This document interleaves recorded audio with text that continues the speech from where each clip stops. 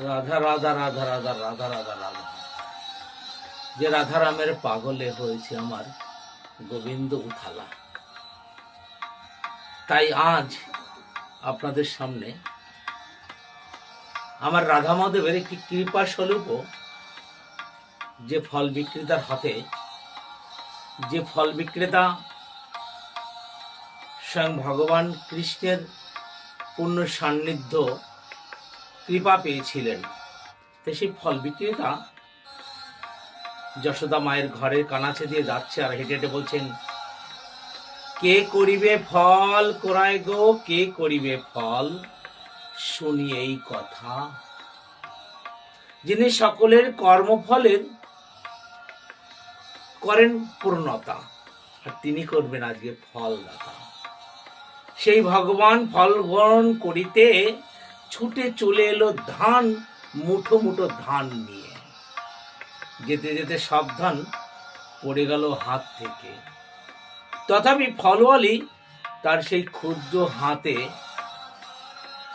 ভরে দিলেন কত নানা ফল, কত রকমের ফল যে ভরে দিলেন।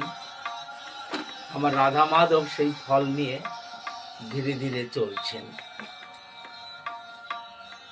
আর এদিকে ফলওয়ালা ভাবছেন, তার রাঙাচরণ পিছ থেকে গোবিন্দ চরণটা দেখছেন আর ভাবছেন,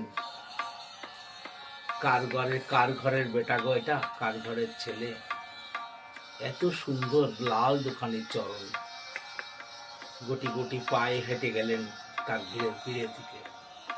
আর এদিকে ফলওয়ালি সেই দিকে নজর সরিয়ে নিয়ে এসে যখন তার ফলের ডালার দিকে তাকিয়ে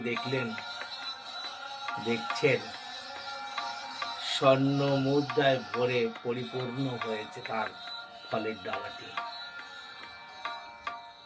তো ভগবানের কৃপা, ভগবানের অসীম কৃপাময়। আপনারা যারা আজকের এই